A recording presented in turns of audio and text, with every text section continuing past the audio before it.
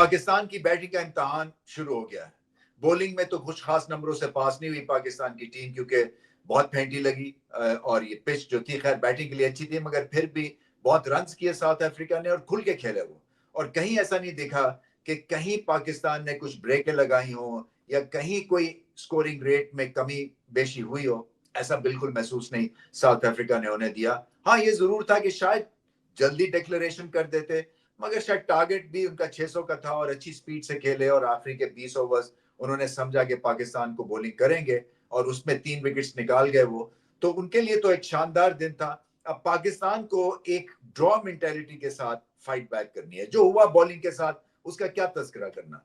Rickelton ने बहुत जबरदस्त डबल 100 किया, इसी तरह से हर एक ने जाके स्कोर कर दिया, जैनसन हो या वेराने हो या बबूमा हो। मतलब है ये इनिंग्स जो है वो चलती गई और चलती गई। तो ये जो इस तरह की सिचुएशन में मैं आपको बता दूं, बहुत दफा पाकिस्तान की टीम जो है वो फंसी भी है। जब मैं खेलता था तब भी एक आधी सिचुएशन में ऐसा होता है, तो आपकी ईगो ब्रूज हो जाती है। आपकी जो एक होती है ना, एक अना को चोट लगती है और फिर उसके बाद आप ये समझते हैं कि शायद बचत मुमकिन नहीं है। और अना के लिए, ईगो के लिए आप स्पोर्ट्स खेलते हैं, क्योंकि आप समझते हैं आप दूसरे से अच्छे हैं और आप करके दिखाएंगे। और जब ये होता नहीं है तो फिर एक तरह से धचका लगता है, क्योंकि आप ग्राउंडेड फील करते हैं, आप बहुत ही हम्बल्ड फील करते हैं और वो एक फीलिंग लेके फिर आप आगे इस मैच में चलते जाते हैं। इसीलिए बहुत सारी टीम्स इसको ज्यादातर सही तरह से इस चीज का मुकाबला नहीं कर सकती है। एक तो स्टेटिस्टिकल मुकाबला तो होता ही होता है, बट ये जो मेंटल डिसइंटीग्रेशन होती है ना, तोड़ फोड़, ये आपको ले बैठती है। सो पाकिस्तान का जो रिकॉर्ड है 600 से ज्यादा रन कराने का, पिछले कई सालों में बहुत दफा ऐसा हुआ है। सो कहीं ना कहीं बॉलिंग को टेस्ट क्रिकेट में बेहतर करना पड़ेगा और खासतौर पे अवे टूर्स के ऊपर, क्योंकि एक तरह से नॉर्म बन गया है कि पाकिस्तान टीम भंवर में फंसती है तो कोई हैरान नहीं होता। आई थिंक लोगों को आपने हैरान करना है कि ये वन ऑफ एक सिचुएशन है और ये हर वक्त हमारे साथ नहीं होगा, मगर अभी भी अपने आप को संभालने का, जिसको कहते हैं ना, रिडीम करने का एक मौका है। प्रेशर तो बहुत है, इसलिए कि टॉप 3 ने कुछ अच्छी बैटिंग तो की नहीं। शान मसूद ने एक तिरछे बल्ले के साथ जो है वो जोर से शॉट खेल दी और आउट हो गए, स्लिप में कैच हो गए। कप्तान का आउट ऑफ फॉर्म होना जो है ना, ये खतरे से खाली नहीं होता। एक तो इस तरह से जब आप प्रेशर में हो, टेस्ट मैच में, एक टेस्ट मैच डाउन भी हो, उसके बाद कप्तान भी जो है वो सो परफॉर्मेंस करे, तो वो टीम जो है वो नीचे गिर जाती है। सो शान मसूद के पास एक और चांस है दूसरी इनिंग्स में कि अपने आप को खड़ा करें, क्योंकि ये अच्छी बैटिंग कंडीशंस है, इतनी इंपॉसिबल नहीं है। पहले 10-15 ओवर्स नया बॉल झेलना था, उसके बाद कहानी बहुत मुख्तलिफ हो जाती है, जो कि दिखी जब बाबर और रिजवान खेल रहे थे। ऐसी कोई साइडवेज मूवमेंट खास नहीं हो रही थी।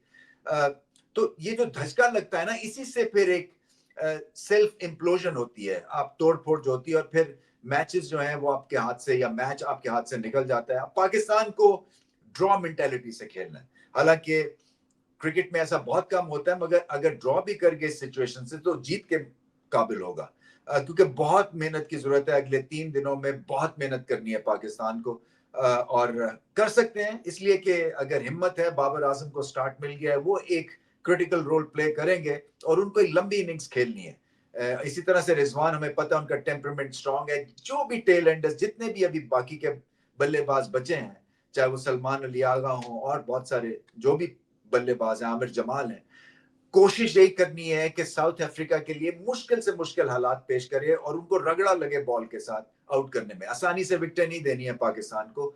और बाबर आजम के लिए मैं बात कर दूं कि बहुत ही अच्छा था कि उन्होंने ओपन की, इसलिए कि आपका जो बेस्ट प्लेयर है अगर वो हाथ खड़ा करता है एक टफ सिचुएशन में, क्योंकि अनफॉर्चुनेटली साइम अयूब तो अब अवेलेबल नहीं है बैटिंग के लिए, तो ये एक अच्छी, एक तरह से इसकी रिंगटोन बहुत अच्छी है, एक इसकी जो साउंड और वाइब है ना वो बहुत अच्छी होती है।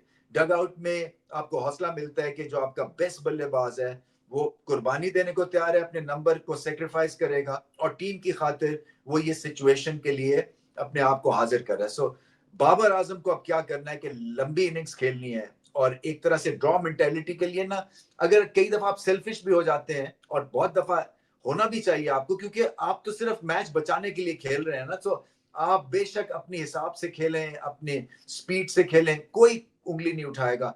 आपको बस सरवाइव करना है और एक सर्वाइवल मोड में फिर आपको जो है ना उसमें टेनेसिटी लेके आनी है, उसमें नेवर से डाई की स्पिरिट लेके आनी है। और जो फ्रस्ट्रेशन आपको फील्ड में पहले 2 दिनों में मिली उसका बदला आपने बॉल के साथ उतारना है। बॉल को गौर से देखें, बॉल पे फ्रस्ट्रेशन उतारे और कहें कि मैंने आउट नहीं करना होगा, ये बॉल मुझे आउट नहीं कर सकता। इस स्पिरिट से खेलना पड़ेगा और हर एक को बहुत मेहनत करनी पड़ेगी।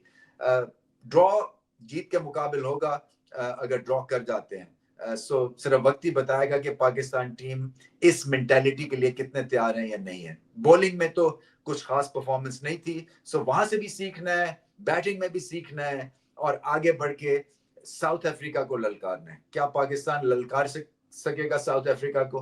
कल का दिन जो है वो एक तरह से मूविंग डे है, पता चल जाएगा ये मैच किस से जा रहा है। फाइट पाकिस्तान को बहरहाल करनी है, जैसे कि एक इम्पॉसिबल सिचुएशन से अपने लिए विक्ट्री की सिचुएशन सेंचुरियन में बनाई थी पिछले टेस्ट मैच में।